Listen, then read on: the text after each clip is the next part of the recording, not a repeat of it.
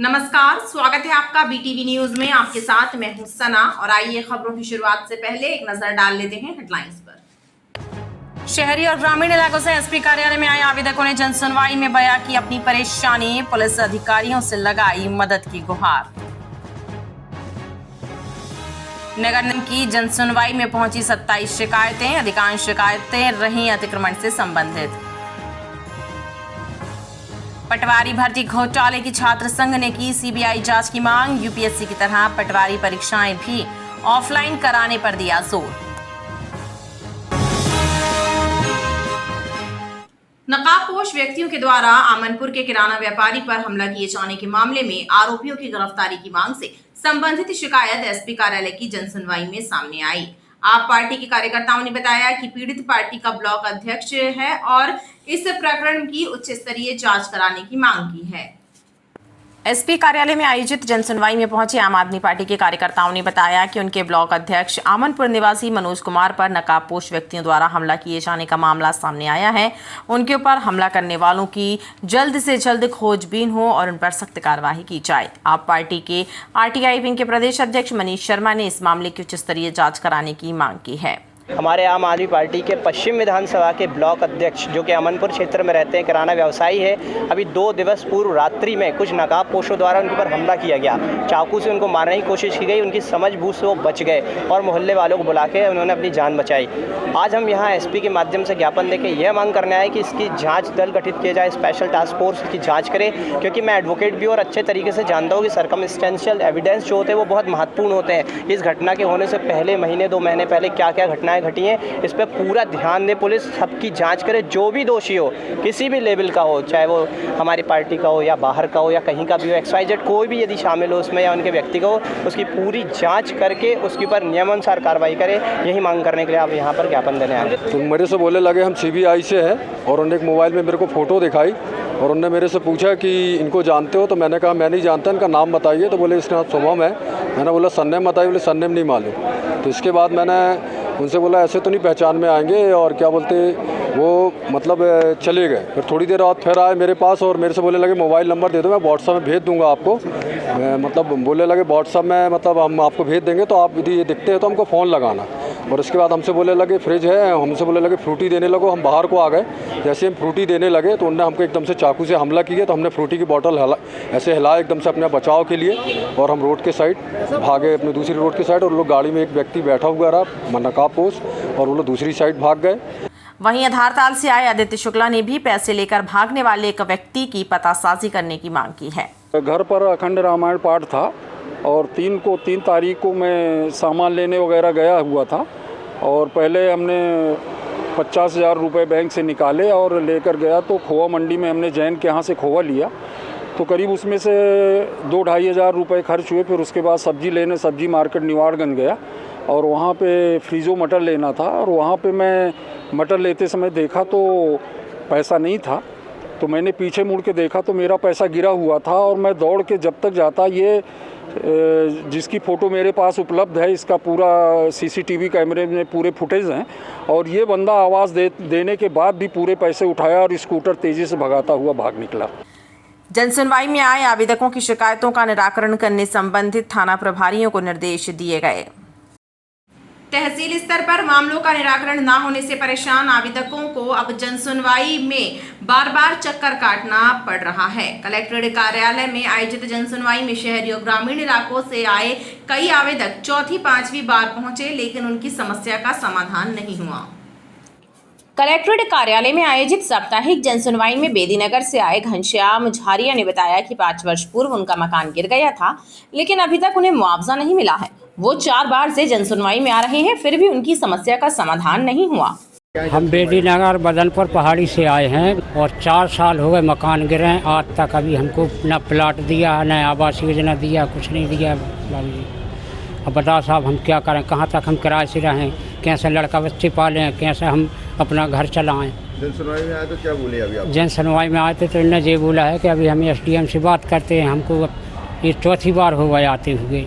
सहजपुर क्षेत्र से आए शेखर चौधरी ने भी बताया कि दबंगों ने सार्वजनिक रास्ता बंद कर दिया है और उसकी शिकायत कई बार की गई, लेकिन कोई कार्रवाई नहीं हुई। एक ग्राम परिचय सहजपुर और तहसील सहपुरा लगती है। इस गांव में दबंगों ने इनकी जो पुश्तैनी रास्ता था वो बंद कर दिया है और जो बरसाती पानी वो भी नहीं निकलने दे रहे हैं और दम देते हैं कि अगर तुम शिकायत करोगे तुमको जान से ख़त्म कर देंगे। ये अनुसूचित जाति के लोग हैं और ना यहाँ का कोई प्रशासन सुनता। वहाँ इन्होंने CM हेल्पलाइन लगाई, उनने वापस लगवा ली। वहाँ के अधिकारियों ने बोले हम करवा देंगे, वो अभी तक नहीं करवा रहे और वो यहाँ पे भटक रहे हैं। यहाँ पे भी लग रहा है कि उम्मीद कम नज़र आ रही है। लगता है कि आने वाले समय में जब CM आएंगे वो उनकी गाड़ी के नीचे लेटेंगे, जब जाके समस्या हल होगी। यहाँ भी जन सुनवाई एक नाम की चल रही में, ये समस्या सॉल्व नहीं होगी। पनागर क्षेत्र में भी दबंगों के द्वारा की जा रही मनमानी की शिकायत मुकेश चौधरी ने की है। हमारी ये कुछ कृषि भूमि है, आधा से पौन एकड़ जो नेशनल हाईवे 3 में है। तो हमारे स्वर्गीय बड़े पिताजी एवं रमिया बाई के पति के नाम से दर्ज है। तो कुछ दबंगों द्वारा हमें उसमें कृषि नहीं करने दिया जा रहा है और यह भगा दिया जा रहा है कि आपको यहाँ कृषि नहीं करने देंगे, आप लोग छोटी समाज के हैं और आपको जो करना है तो कर लो, हमारा कोई कुछ नहीं बिगाड़ेगा।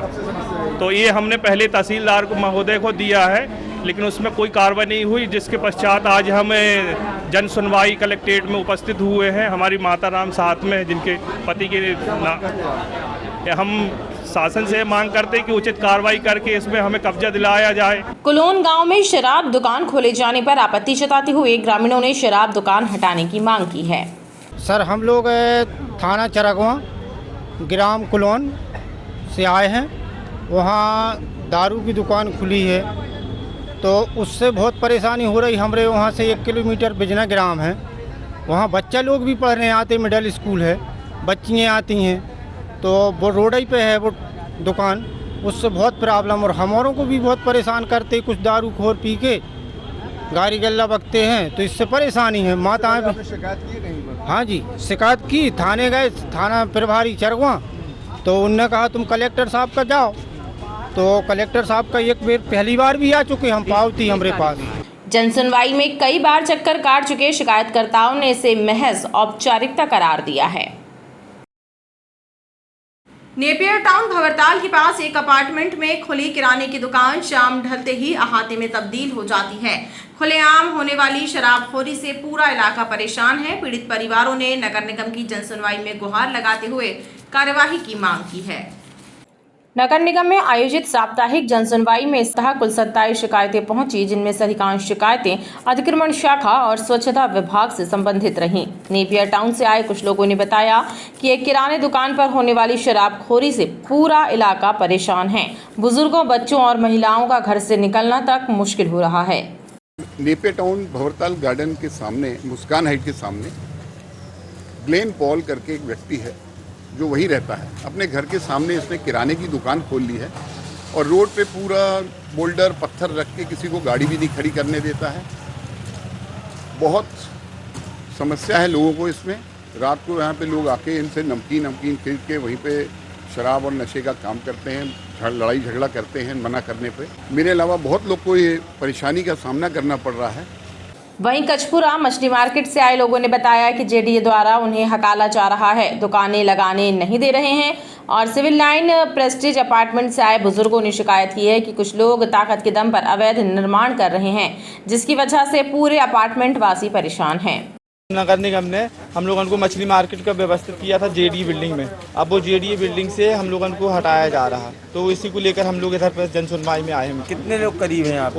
हम लोग इधर पे 15 लोग करीब। वहाँ कितने लोग रहते हैं वहाँ पर? तो 15 लोग दुकान ही लगाते हैं ना उधर पे, मछली से अलग करवा रहे थे। हाँ, उधर से नगर निगम द्वारा व्यवस्थित किया गया था, लेकिन अब वो जेडीए को जरूरत है तो बोला कि हम इधर से हटवाएंगे, आप लोग अवैध रूप से बैठे हुए हैं। जबकि उनने ये सब लगा के दिया उधर पे नगर निगम ने द्वारा, जो हॉकर जोन बनाया गया था जी, तो अब वो हटा रहे जेडीए वाले को। क्या है, बाजू में जो है ना हमारी अपार्टमेंट की, ये एक मिस्टर गोगिया है, वो अनऑथराइज बना रहा है। जितना सैंक्शन किया उसकी जो है ना डबल बना रहा है। शिकायत किया तो कोई जो है ना वो पॉलिटिकल सोर्स लगाया, क्या लगाया है, वो बोले हम तोड़वाएंगे, ये करेंगे, कुछ किया नहीं। अभी तक जो है ना आज 10 महीना 11 महीना हो गया।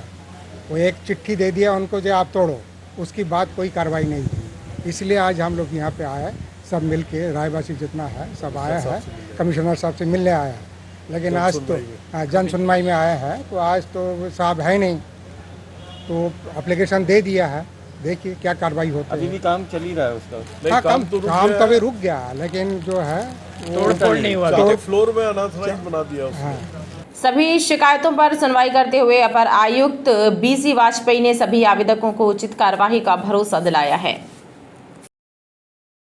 संस्कारधानी में प्राचीन और सिद्ध मंदिरों की लंबी फहरिस्त है। इन्हीं में शामिल है यादव कॉलोनी गढ़ा रोड स्थित दक्षिण मुखी हनुमान मंदिर, जहां पर मारुति नंदन की भव्य प्रतिमा स्थापित है। 500 वर्षों से अधिक पुराने इस मंदिर में आने वाले भक्तों का कहना है कि बजरंग बली सभी के कष्टों का निवारण करते हैं। ये है यादव कॉलोनी गढ़ा रोड 20 क्वार्टर स्थित दक्षिणमुखी हनुमान मंदिर। यहाँ पर मंगलवार एवं शनिवार के अलावा भी रोजाना भक्तों की भीड़ लगी रहती है। श्रद्धालु मंदिर में पहुंचकर संकट मोचक की विशेष आराधना करते हैं और भगवान भी उनकी मनोकामनाओं को पूरा करते हैं। वहीं मुरादें पूरी होने पर श्रद्धालु पवन सुत को नया चोला चढ़ाते हैं और अपने सामर्थ्य के अनुसार भोग अर्पित करते हैं। दक्षिण मुखी हनुमान मंदिर पीएचडी क्वार्टर के सामने गढ़ा रोड में जबलपुर में स्थित है, जो कि लगभग 150 वर्ष पुराना है। और यहाँ की मान्यता है कि जिसकी भी जो भी मनोकामनाएं होती है, लोग नारियल रखते हैं, अपनी मनोकामनाओं को पूर्ण करते हैं। हनुमान जी महाराज अति प्राचीन मूर्ति है, विराजमान है यहाँ पर। और जो भी भक्तों की समस्याएं, मनोकामना, घर, विवाह, परिवार, जो इस प्रकार की भी समस्याएं होती हैं, सभी प्रकार की मनोकामनाओं को पूर्ण करते हैं और सभी को मनवांछित फल देते हैं। जय श्री राम। बुजुर्ग लोगों ने ये बताया कि ये जो मंदिर है गोंडवाना साम्राज्य का है। दक्षिण मुखी हनुमान मंदिर नाके वाले कहलाते हैं। तो रानी दुर्गावती का नाका हुआ करता था यहाँ पर, तो उस ज़माने का मंदिर है ये। दक्षिण मुखी मंदिर है और बड़ा सिद्ध मंदिर है। यहाँ जो भी भक्त आता है अपनी सारी मनोकामनाएं पूरी करता है और बड़े भक्ति भाव से अपना मतलब श्रद्धा पूर्वक, स्नेह पूर्वक आता है। ये कहाँ पे स्थित है? ये अपना यादव कॉलोनी मोड़ पे। ये दक्षिण मुखी हनुमान जी का मंदिर है। ये तकरीबन 150 वर्ष पुराना मंदिर है और लगातार 150 वर्षों से सारे श्रद्धालु, सारे क्षेत्रीय जन यहाँ पर आकर मंगलवार, शनिवार, बल्कि प्रतिदिन आकर दर्शन करते हैं और प्रभु की कृपा से सभी श्रद्धालुओं के विधिवत काम होते आ रहे हैं। आप सभी को मैं आमंत्रित करता हूं कि जब भी समय मिले तो इस दक्षिण मुखी हनुमान मंदिर के दर्शन करने की। आपको कितने वर्ष हो गए यहाँ से आते? मुझे आज लगातार 10 वर्ष हो गए। ये यादव कॉलोनी दक्षिण मुखी हनुमान मंदिर है। ये काफ़ी प्राचीन मंदिर है, 150 साल पुराना। और मुझे भी आते हुए कम से कम 13 साल हो चुके हैं। हर मंगलवार मैं यहाँ पे आता हूँ। बाकी सब लोग तो दर्शन करने डेली आते हैं। मैं जब भी ऑफिस के लिए निकलता हूँ तो दर्शन करते हुए निकलता हूँ। अपनी जो भी समस्या रहती है उनसे बोलते हो, अपने पूरी होती है। इस मंदिर को नाके वाले टेम्पल के नाम से भी जाना जाता है, क्योंकि यहाँ पर गोंडवाना काल में रानी दुर्गावती साम्राज्य में नाका हुआ करता था। निजी बैंकों से लोन लेने उपभोक्ताओं को रिकवरी एजेंटों के द्वारा परेशान किए जाने की शिकायतें लगातार सामने आ रही हैं और कुछ लोगों ने तो परिवार समेत आत्महत्या भी कर ली। इन घटनाओं का हवाला देते हुए भाजपा कार्यकर्ताओं ने पुलिस अधीक्षक के नाम एक शिकायत पत्र सौंपा है और इन घटनाओं पर रोक लगाने की मांग की है। भाजपा कार्यकर्ताओं ने एसपी कार्यालय पहुंचकर एसपी के नाम एक पत्र सौंपा और हाल ही में हुई खुदकुशी की घटनाओं का हवाला देते हुए निजी बैंकों के रिकवरी एजेंटों की मनमानी पर रोक लगाने की मांग की। उन्होंने आरोप लगाया कि निजी बैंकों और ऐप के जरिए लोन लेने वाले व्यक्तियों को एजेंटों के द्वारा इतना ज्यादा प्रताड़ित किया जा रहा है कि कई लोग तो परिवार सहित खुदकुशी तक कर रहे हैं। यह फुलटन इंडिया कंपनी है और ऐसी हज़ारों कंपनियां हैं जो फर्जी तरीके से लोन देकर और 1 लाख रुपए 2 लाख रुपए की जगह 4-4, 5-5, 7-7 लाख रुपए की वसूली कर रहे हैं। इसमें हमारे संस्कारधानी जबलपुर का नौजवान युवा साथी और ग्रामीण क्षेत्र का युवा साथी इनका शिकार हो रहा है। अभी कुछ ही दिनों पहले यह घटना जो अखबार के माध्यम से हम सभी ने पढ़ी और देखी है, यह घटना हमारे संस्कारधानी में ना हो, हमारे ग्रामीण अंचलों की युवा साथी इसके शिकार ना हो। इसी तारतम्य में यह ज्ञापन शांतिपूर्ण तरीके से माननीय पुलिस अधीक्षक महोदय को दिया गया। बीजेपी के कुछ कार्यकर्ताओं द्वारा ज्ञापन दिया है जो भोपाल में भी कुछ दिन पूर्व घटना हुई थी, जिस पर लोन से प्रताड़ित होकर एक परिवार ने फांसी लगा ली थी।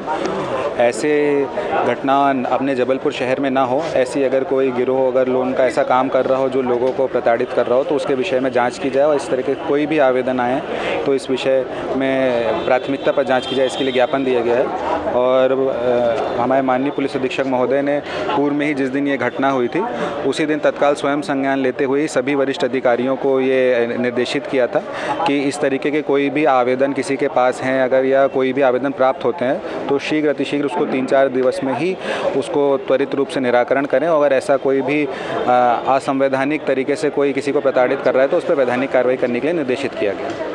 पुलिस अधिकारियों ने इस मामले में उचित कार्यवाही करने का आश्वासन दिया है।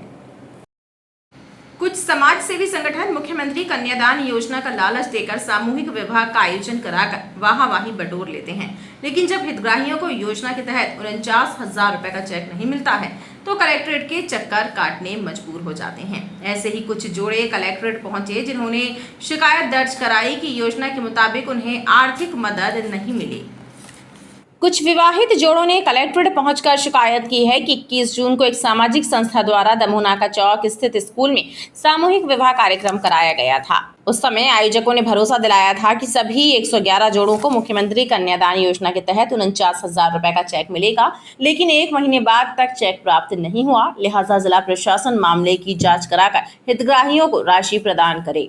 21 जून को 117 जोड़ों की शादी दमोनाका हितकारिणी स्कूल से कराई गई थी, जो कि कन्यादान योजना के तहत थी, और उसमें संस्था ने सहयोग किया सारे तरीके से, जो भी खर्चा संस्था करती है की।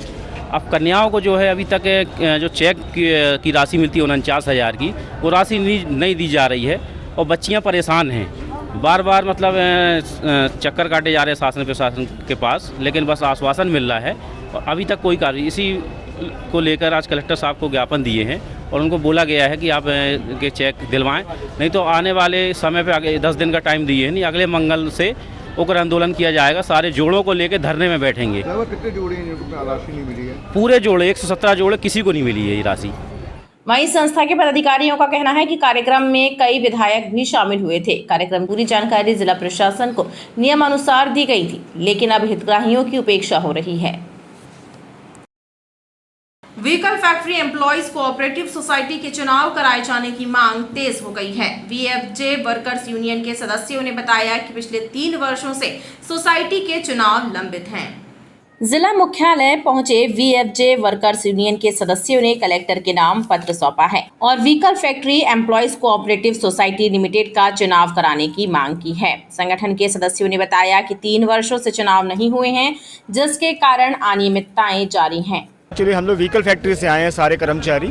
हमारे यहाँ सोसाइटी है व्हीकल फैक्ट्री में, जो कि सहकारी बैंक के माध्यम से वहाँ पे संचालित होती है, जिसका कि ऑर्गेनाइजेशन कमेटी जो होती है वह हमारे यहाँ के मजदूर वर्ग के ही लोग होते हैं, प्रबंधन कमेटी में होते हैं, जिसका चुनाव 3 साल से नहीं हुआ है। और वो 3 साल से हम लोग प्रयासरत हैं। एक बार वहाँ पे नोटिफिकेशन भी हुआ भोपाल से, मगर उसमें जो मतदाता सूची थी वो थोड़ा गलत थी। हम लोगों ने विरोध किया, सुधार हो चुका है, लेकिन अभी एक पेपर उनका यहाँ से प्रशासक महोदय के द्वारा भेजना जा रहा है, जिसमें प्रस्ताव के चक्कर में वो रुका हुआ है। उसकी हम लोगों ने ज्ञापन भी दिया सहकारी समिति में जाके, लेकिन अभी तक कोई सुनवाई नहीं हुई। इसी संबंध में हम लोग कलेक्टर सर से मिले हैं और हम लोग चाहते हैं सर कि शीघ्र से शीघ्र वहाँ पे चुनाव हो, जिससे कि वहाँ जो भ्रष्टाचार चल रहा है उसका तुरंत अंत हो सके। क्योंकि जब प्रबंधन कमेटी मजदूर की होती, जिनका पैसा उनकी होती है, तो संचालन भी सही होता है। यूनियन के अनुसार चुनाव संपन्न होने के बाद अनियमितताओं पर अंकुश लग सकेगा। जब यूपीएससी की परीक्षा देश भर में ऑफलाइन कराई जा सकती है, तो पटवारी चयन परीक्षा ऑनलाइन क्यों कराई गई? ये सवाल उठाते हुए जबलपुर छात्र संगठन ने विरोध प्रदर्शन करते हुए दोषियों के खिलाफ सख्त कार्यवाही की मांग की है। जबलपुर छात्र संघ के सदस्यों ने सिविक सेंटर में विरोध प्रदर्शन करते हुए राष्ट्रपति से मांग की है कि पटवारी भर्ती घोटाले के दोषियों पर सख्त कार्यवाही की जाए, साथ ही शेष परीक्षार्थियों को न्याय प्रदान किया जाए। संगठन ने सवाल उठाया कि जब यूपीएससी की परीक्षा ऑफलाइन आयोजित हो सकती है, तो पटवारी चयन परीक्षा ऑनलाइन क्यों कराई गई? बड़े नेताओं की मिलीभगत के बिना ये कारनामा किया जाना संभव नहीं है। कई वर्षों से इस एग्ज़ाम को वेट किया गया। 2017 से 5 साल लगातार बच्चों ने इस पर तैयारी करी, और जब रिज़ल्ट आता है तो क्या पाया जाता है कि जो 15 लाख रुपए देकर पटवारी बन गए, 10 लाख रुपए देकर पटवारी बन गए। तो इस व्यवस्थाओं का हम छात्र संघ के सभी पदाधिकारी मिलकर विरोध कर रहे हैं। हम चाह रहे हैं कि एक उचित जांच करके उन बच्चों ने जिन्होंने खूब मेहनत करी है, उनके साथ निष्पक्ष कार्यवाही, उनके साथ अच्छा बर्ताव किया जाए, और जिन्होंने ये गलत काम किया है उनके साथ शासन से हमारा ये कहना है कि उनके साथ एक उचित कार्रवाई, दंडात्मक कार्रवाई की जाए, कि भविष्य में कभी कोई ऐसा कदम ना उठा सके और पटवारी जैसी परीक्षा है। जो बच्चे प्रतियोगी परीक्षाओं की तैयारी करते हैं, जो सरकार से ये एक्सपेक्ट करते हैं कि वो उचित तरीके करके हमारे को सिलेक्शन दिलवाएंगे, उनके साथ ये है कि जब यूपीएससी जैसी सबसे बड़ी संस्था है जो साल में एक बार एग्ज़ाम लेके पूरे भारतवर्ष में परीक्षा का आयोजन करके ऑफलाइन पेपर ले लेता है, तो क्यों ऑनलाइन किया जाए। ये पटवारी मांग को लेकर हम लोग परेशान हैं, क्योंकि अभी जो घोटाला हुआ है हमारे यहाँ 1000 चयनित बच्चों का, इनमें से इसी प्रकार की उससे प्रथा को हम उठा करके यहाँ पे वो सभी लोग सम्मिलित हैं और हम न्याय चाहते हैं। जबलपुर छात्र संगठन ने मांग की है कि पूरे मामले की सीबीआई जांच कराई जाए ताकि दोषियों के चेहरे बेनकाब हो सके। बिटकॉइन में रकम दुगनी करने का झांसा देकर एक युवती के साथ करीब 1.25 लाख रुपए की जालसाजी करने का मामला सामने आया है। पीड़िता की शिकायत के आधार पर पुलिस ने जालसाजी करने वाले के विरुद्ध धारा 420 का प्रकरण दर्ज कर मामले की जांच शुरू कर दी है।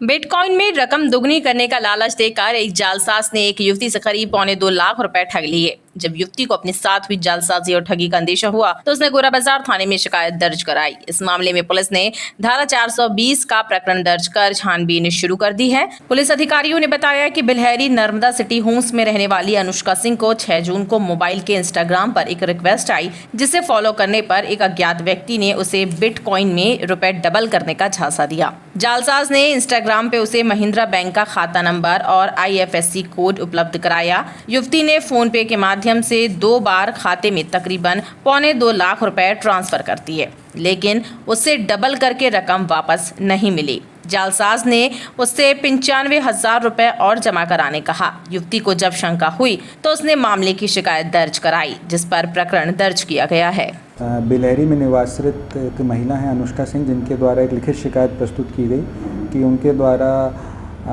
कुछ पैसों का निवेश इंस्टाग्राम के माध्यम से बिटकॉइन में किया गया है, जिसमें एक आवेदककर्ता उनको इंस्टाग्राम में पैसों की रकम जल्द डबल करने का प्रलोभन देके इन्वेस्टमेंट कराया, जिस पर प्रारंभिक रूप से जांच उपरांत थाना गोरा बाजार में प्रथम दृष्टया, क्योंकि उनको पैसे जब वापस नहीं मिले तो मामला पंजीबद्ध कर लिया गया है 420 का, जिस पर अग्रिम विवेचना भी जारी है। शीघ्र अतिशीघ्र प्रयास किया जाएगा कि वो जो भी आरोपी है उसको राउंड अप करके माननीय न्यायालय में पेश किया जाए। पुलिस का कहना है कि मामला दर्ज कर अब जालसाज का पता लगाया जा रहा है और जल्द ही उसे गिरफ्तार किया जाएगा। गोरा बाजार थाना अंतर्गत 13 जुलाई की रात बिल्हैरी क्षेत्र से अपहरित हुए दोनों मासूम बच्चों को पुलिस ने उत्तर प्रदेश के मथुरा से उनके एक रिश्तेदार के घर से बरामद कर लिया। पुलिस ने बच्चों को अपहरित करने के मामले में उनके पिता सहित 3 लोगों को गिरफ्तार किया है। साथ ही वह गाड़ी भी जब्त की है, जिसका उपयोग वारदात को अंजाम देने के लिए किया गया था। मंगलवार की सुबह पुलिस टीम बच्चों को जबलपुर वापस लेकर आई। दोनों बच्चों को उनकी मां के सुपुर्द किया गया है। गोरा बाजार थाना अंतर्गत बिल्हैरी क्षेत्र से अपहरित किए गए दोनों मासूम बच्चों को पुलिस की टीम ने उत्तर प्रदेश मथुरा से बरामद कर लिया। बच्चों की बरामदगी उनके एक रिश्तेदार के घर से की गई। पुलिस ने इस मामले में बच्चों के पिता नायब सूबेदार राजपाल सिंह और उसके 2 अन्य साथियों को गिरफ्तार किया। पुलिस ने वारदात में उपयोग की गई गाड़ी भी बरामद की। मंगलवार को पुलिस की टीम बच्चों और अपहरणकर्ताओं को लेकर जबलपुर वापस लौट आई। पुलिस ने जब बच्चों को मां के सुपुर्द किया तो दोनों बच्चे और उनकी मां के आंसू छलक उठे। बच्ची मेरे कुछ नहीं मुझे हाथ में, लेकिन मेरी बच्ची का मुंह सूजा है और मैं लग रहा है मारा है मेरे बच्चों को। मेरी बच्ची कुछ बोल ही नहीं पा रही है। पुलिस ने बताया कि वारदात के बाद मोबाइल लोकेशन के आधार पर बच्चों के पिता का सुराग हासिल हुआ था, जिसके बाद टीम यूपी के लिए रवाना हुई थी, जहां उन्होंने बच्चों को बरामद किया और उनके पिता सहित 3 लोगों को गिरफ्तार किया। हाथरस जिला यूपी से यहाँ पर आए थे और 13 तारीख को उनके साथियों के साथ शाम को 7, साढ़े 7, 8 के आसपास उनके बच्चों को उठा करके ले गए थे, जिसमें बाद में अपराध भी पंजीबद्ध हुआ है थाना में। और श्रीमान पुलिस अधीक्षक महोदय के आदेश पर अगले दिन ही हम दोनों बच्चे, उसके पिता और आरोपियों के पिता रफीक से रवाना हो गए थे। और कल रात्रि में हम वहाँ से हाथरस यूपी से चले और आज थाना गोरा बाजार जबलपुर वापस आए हैं। साथ में आर्मी मैन जो भोपाल में JCO के पद पर पदस्थ हैं, राजू उर्फ राजपाल सिंह भरंगा, उनके 2 अन्य साथियों को भी पकड़ कर लाए हुए हैं। इस तरह से कुल 3 लोगों को इस मामले में अभी तक अभिरक्षा में लिया गया है और दोनों बच्चों को जो है बरामद करके अभी उनके साथ में ला करके हम आगे चलेंगे। पुलिस ने बच्चों को उनकी मां के सुपुर्द कर दिया है और मामले में अग्रिम कार्यवाही और विवेचना कर रही है। खबरों का सिलसिला लगातार जारी रहेगा, आप देखते रहिए BTV न्यूज़।